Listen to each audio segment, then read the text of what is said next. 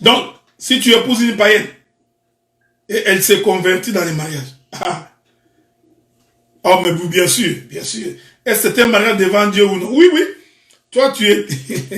mais c'est un risque à prendre. Pourquoi tu prends un risque comme ça? Toi, tu étais chrétien, tu épouses une païenne. Ok. Mais je te conseille, moi, si tu pries dans l'église où je suis en train de servir le Seigneur, tu viens me dire que je vais prendre une femme païenne, je vais te dire que je suis contre ça. Je te dirai.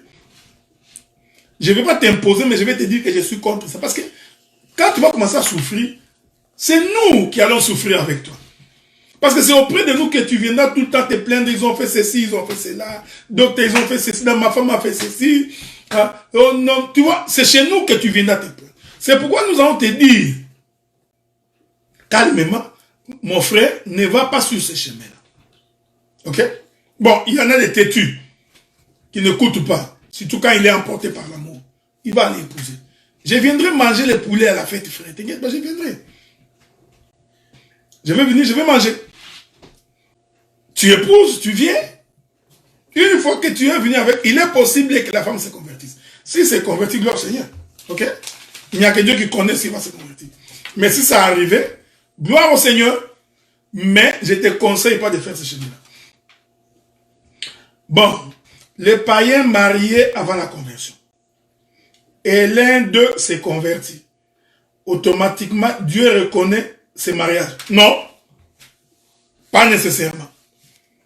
Vous étiez païen, l'un d'entre vous. Mais vous savez, il y a une écriture qui dit, hein, rentrons dans le livre de 1 Corinthiens chapitre 7. 1 Corinthiens chapitre 7. Rentrons là-bas. L'écriture dit ceci.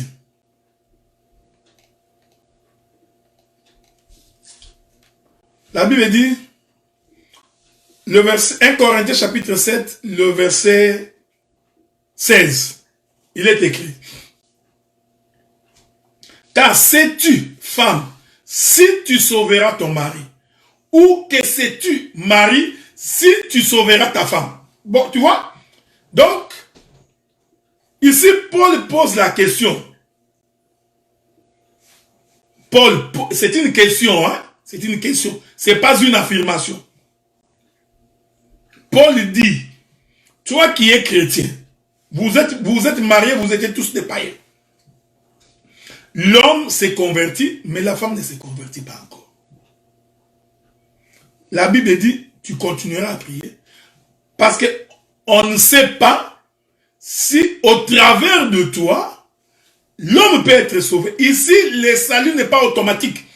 Ça veut dire qu'au travers de toi, l'homme peut avoir l'enseignement et se convertir aussi. Mais Paul pose la question, il dit, sais-tu? Tu vois? Donc, tu ne le sais pas parce que tu ne connais pas le lendemain. Donc, il est possible qu'en te convertissant, au travers de toi, que l'homme puisse se convertir. Je dis encore que pour qu'un homme païen puisse suivre sa femme, dans la majorité des cas, c'est lorsque le comportement et les attitudes de la femme convainc l'homme que cette femme ici est devenue chrétienne. Mais tu vas voir une femme zélée à l'église. Papa pasteur, je te respecte. Eh pasteur, notre pasteur. Quand elle passe au pasteur, elle s'agit. Mais devant son mari, elle est impolie. Tu vois, le mari, même si tu vas à l'église, il ne viendra jamais. Il ne croira pas à ton église là. Donc nous avons des femmes qui se sont converties, dit-on.